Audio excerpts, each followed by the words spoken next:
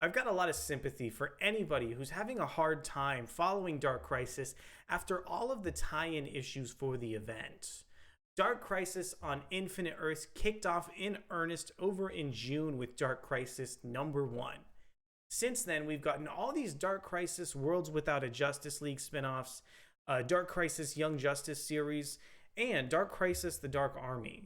So what is left to go ahead and flesh out the event outside of the context of the final issue, which is coming out later on this month? DC is looking to flesh out their characters who are currently involved in Dark Crisis with a more boots on the ground approach to kind of what the average superhero is enduring, during this big time of war for the DC universe. My name is Arako Brannock, and today let's go ahead and review Dark Crisis Warzone number 1 and see if DC is able to flesh out a different side of Dark Crisis. But before we get deeper into the video, I want to go ahead and encourage you to consider subscribing to the channel if you enjoy our content, and also please make sure to go ahead and hit that like button as well. First off, I want to go ahead and flesh out the world of Dark Crisis Warzone by reading off the solicitation text written by DC Comics. A boots on the ground view of Dark Crisis. As the Hall of Justice falls, get new perspectives on the various conflicts while the battles across Dark Crisis rage on. With the classic Justice League members gone, see how members of the next generation, such as Red Canary and the Flash family, deal with the chaos in this chapter of the saga leading into Dark Crisis number 7. And I want to start things off here by showing off the cover of the issue. And the cover of the issue is drawn by Rafael Sarmento. So very quickly, here's a look at this cover I was mentioning earlier. And we got this cover over from Adventures in Poor Taste. Big thanks to them for posting the previews of these DC and Marvel comics so incredibly quickly. This cover is a little bit interesting. It showcases a lot of our main characters for the issue outside of a few individuals. So we have the Spectre, Raven, Green Lantern Joe Moline, and it looks like this is Wally West, as well as DC's brand new Red Canary. So we've got lots of interesting kind of new generation characters mixing with some original heroes as well in this one shot of the series. And I want to go ahead and kick off the review by just introducing the first creative team of the issue. This issue is split into about 5 different stories. So this first one is written by Flash writer Jeremy Adams, penciled by Fernando Pasarin, inked by Matt Ryan, and we have colors from Matt Herms and letters from Troy Peteri.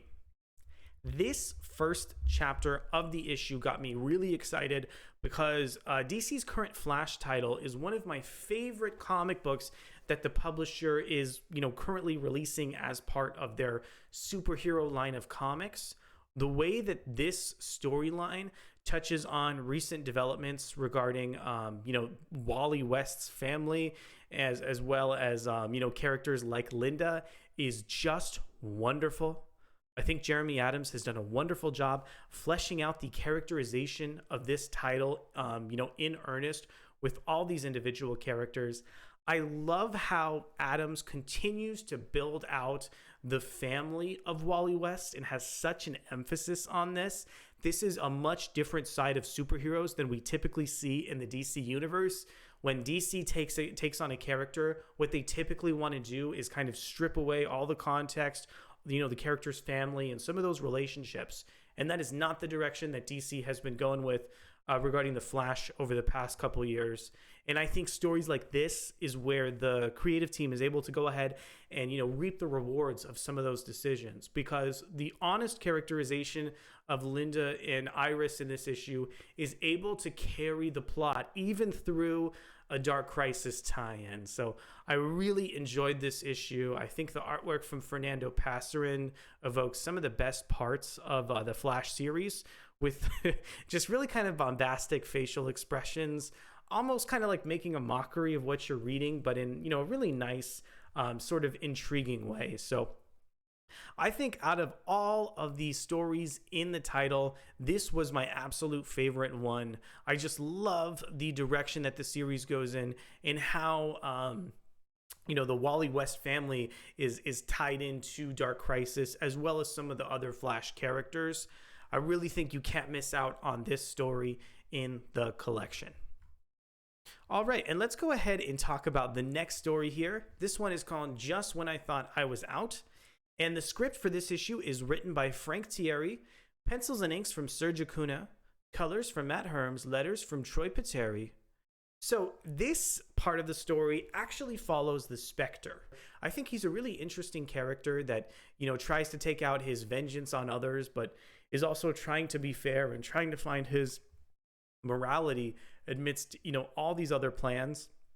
The thing about this story in the issue is that I loved all the combinations of characters between, Raven, Starfire. We have Jonathan Kent, Supergirl.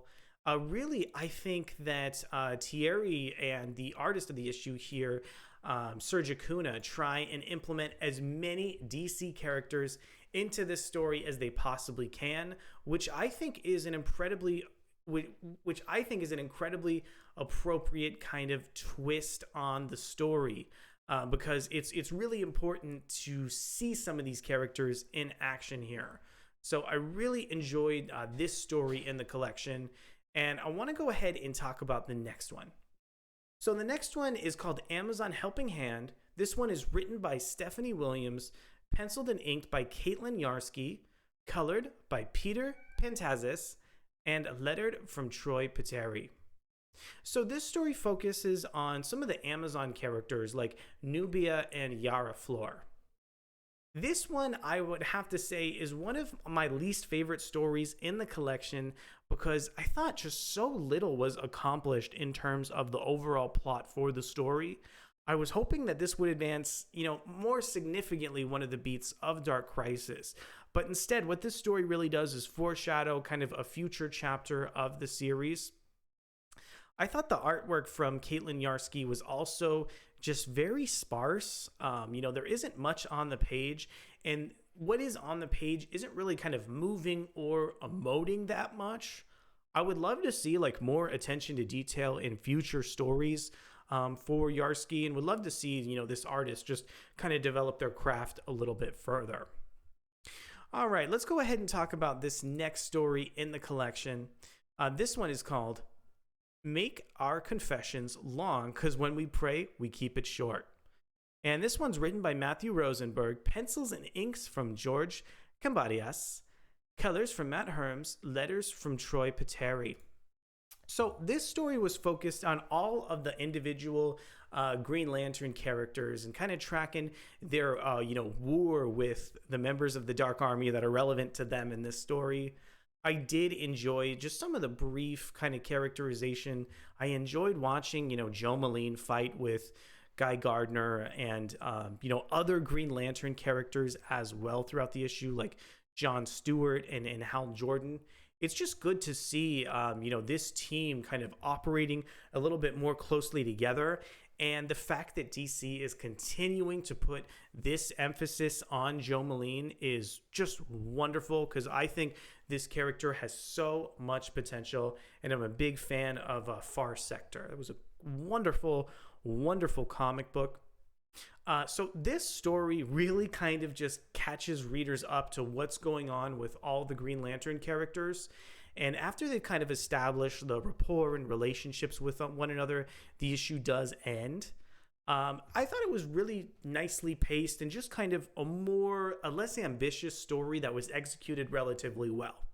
I did like the pencils and inks from George Kambadais. I liked how nimble and, how much the characters moved and interacted with each other. It was just a wonderful story as part of this collection, and something a little bit more modest and a little bit more meager, but actually really had some nice characterization that I think is needed to flesh out the Dark Crisis event a little bit further.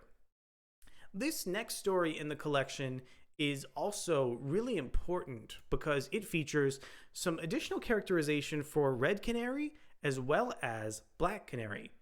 And this one is written by Delilah, Dawson, and we have artwork in this issue from, give me just a minute while I go ahead and pull this up here, from Tom Derenick, colors from Matt Herms, and letters from Troy Peteri.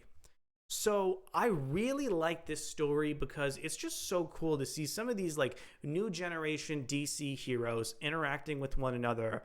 We have, Sideways, Dr. Light, Damian Wayne as Robin, Power Girl, Red Canary. There's so many interesting characters, kind of throughout this story. I did think some of the dialogue from Delilah Dawson was a little bit too on the nose in certain parts of the story, but just the way that kind of the artwork, represented the issue in earnest from Tom Derenick started to win me over a little bit, especially kind of towards the end. And also, when you get that kind of final, culmination between these two characters at the end of the story, I do think that there's so many little nice pieces of characterization fleshed out across this issue. I love how Tom Derenick kind of utilizes DC's house style, but also sets it apart a little bit with so many different lines and kind of accuracy to the characters as well. Okay, so I just want to go ahead and talk about Dark Crisis Warzone #1 on more of a macro level. While I thought that I was all done with these Dark Crisis one-shots, it was so great to read all of the individual characterization from, these individuals in this story. A lot of the stories in this collection focused on interesting characters that have not had enough chances or spotlights in, their own book or other titles to really stand out. I'm talking about characters like, Linda, Joe Moline, and Red Canary. If you are a big fan of DC Comics and you want to be informed on, the next generation of the publisher as well as Dark Crisis, I would highly recommend this one shot. It isn't required and it isn't an incredibly ambitious issue, but it has some really, really nice character moments. I'm going to go ahead and say that Dark Crisis Warzone is a pretty solid issue of DC Comics that you're really going to love if you have a big investment towards the publisher. So I want to know, did you like this comic as much as I did? Let me know down in the comments below. Thank you so much for checking out the video, and we'll be back very soon for more excellent comic book content. We'll see you soon. Bye.